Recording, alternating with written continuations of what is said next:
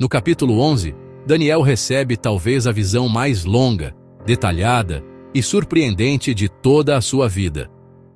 O mensageiro celestial que vinha trazendo revelações nos capítulos anteriores, agora se aprofunda em algo que impressiona não só pelo conteúdo profético, mas pela precisão com que descreve os reinos da terra e seus reis, muito antes de eles sequer existirem.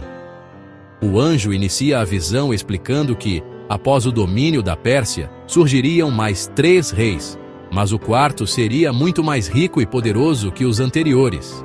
Este quarto rei incitaria conflito contra a Grécia, o que faria surgir um grande conquistador, um rei poderoso que governaria com poder absoluto e conquistaria vastos territórios. Esse rei, claramente identificado na história como Alexandre, o Grande, teria um império grandioso, mas de curta duração, pois sua morte precoce resultaria na divisão do reino entre seus generais. Assim, vemos que Deus revelou a Daniel, séculos de antecedência, não apenas quem governaria, mas também o destino desses impérios, mostrando que nada acontece fora do controle do Altíssimo.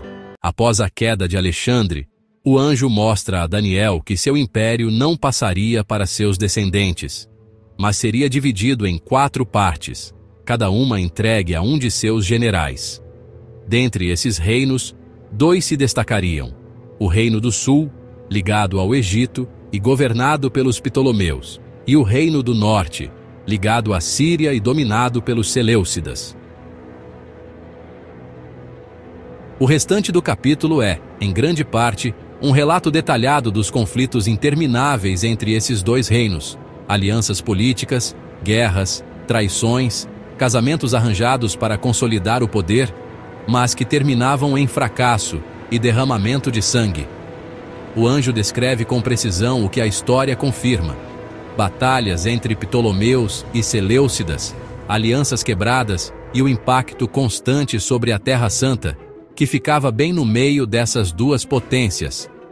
Ou seja, a terra de Israel era o palco onde os interesses desses reinos se chocavam, e o povo de Deus sofria as consequências. O mensageiro deixa claro que por trás da política e das guerras havia algo mais profundo: um ataque à fidelidade do povo de Deus. Muitos seriam seduzidos por promessas, riquezas e influência, enquanto outros seriam pressionados pela perseguição. Dentre os reis que surgiram, o anjo descreve um em particular: um governante arrogante, insolente e violento, que profanaria o santuário, desprezaria a aliança santa e perseguiria os fiéis. A história mostra que esse rei aponta para Antíoco IV Epifânio, o governante seleucida que entrou em Jerusalém, proibiu as práticas judaicas, tentou forçar o culto a deuses falsos e até profanou o templo do Senhor, sacrificando animais impuros no altar. Foi um tempo de grande provação para o povo judeu, um tempo em que muitos abandonaram a fé por medo, enquanto outros resistiram até a morte, firmes em sua aliança com Deus. Mas o anjo também revela algo poderoso: em meio à opressão e perseguição, um grupo se levantaria para permanecer firme. Ele diz: mas o povo que conhece o seu Deus se tornará forte e fará grandes proezas. Essa frase é o coração do capítulo 11, porque mostra que, mesmo quando o mundo está em caos, o segredo da vitória não está em exércitos ou alianças humanas, mas no verdadeiro conhecimento de Deus. Aqueles que conhecem o Senhor não se curvam sob a pressão, não se corrompem pelo medo e não cedem às ofertas enganosas do inimigo. O conhecimento de Deus não é apenas informação, mas um relacionamento profundo que produz coragem e perseverança. Foi isso que sustentou os fiéis nos dias de Antíoco Epifânio, e é isso que sustenta os servos de Deus em toda geração. A profecia também aponta para além da história imediata. Muitos estudiosos entendem que esse rei arrogante prefigura não apenas Antíoco, mas também o futuro anticristo, que se levantará nos últimos dias com maior poder e engano. Ele se exaltará acima de todos os deuses se assentará como se fosse Deus e perseguirá o povo fiel. Isso mostra que a luta descrita em Daniel 11 não é meramente entre Ptolomeus e Seleucidas, mas representa uma batalha espiritual maior, o conflito entre o reino das trevas e o reino de Deus. E assim como no passado houve fiéis que resistiram, no futuro também haverá aqueles que permanecerão inabaláveis, porque conhecem o seu Deus. Enquanto o anjo descreve esses acontecimentos, a mensagem se torna cada vez mais clara. Reinos humanos surgem e caem, reis se sucedem, guerras se multiplicam, mas todos eles têm prazo de validade. O seu domínio é limitado e nenhum pode subsistir diante da soberania de Deus.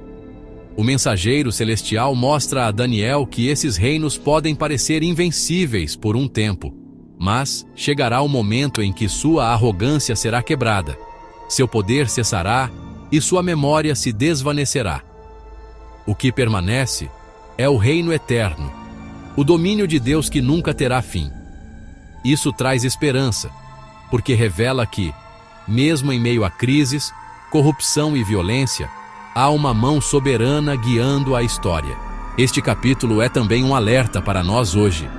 Quantas vezes nos deixamos abalar pelas notícias, pelas guerras, pelas crises políticas e pela crescente perseguição contra a fé?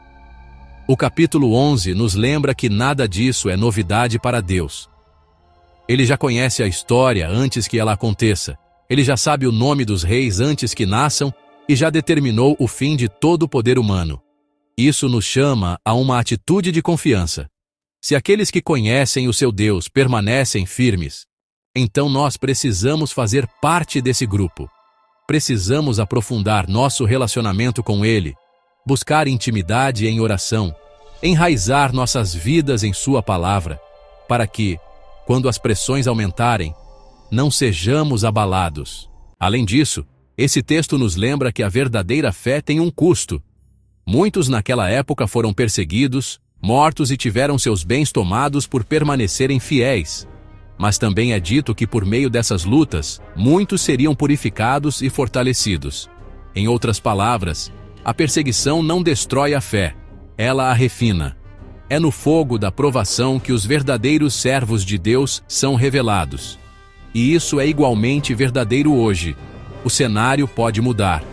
Os inimigos podem ter novos rostos, mas a essência é a mesma. O mundo procura corromper, silenciar e intimidar aqueles que pertencem a Deus, mas os que conhecem o Senhor não se dobram, porque sabem que a vitória já está garantida no reino eterno. No final, o mensageiro celestial mostra que o fim desse rei arrogante é certo. Ele será destruído, não por mãos humanas, mas pelo juízo de Deus. Isso aponta para uma verdade maior. O mal pode se levantar, pode reinar por um tempo, pode parecer invencível, mas sua queda é inevitável. Deus é quem escreve o último capítulo da história, e a vitória final não pertence a reis terrenos, mas ao Senhor dos exércitos. Este é o consolo e a esperança para todos que vivem em tempos difíceis. Nada, absolutamente nada, escapa ao controle de Deus. E, enquanto essa revelação se conclui, Daniel entende que o que estava em jogo não era apenas política, mas a fé. O povo de Deus estava no centro da batalha, porque os reinos da terra não lutavam apenas pelo poder, mas também contra a lealdade ao Senhor.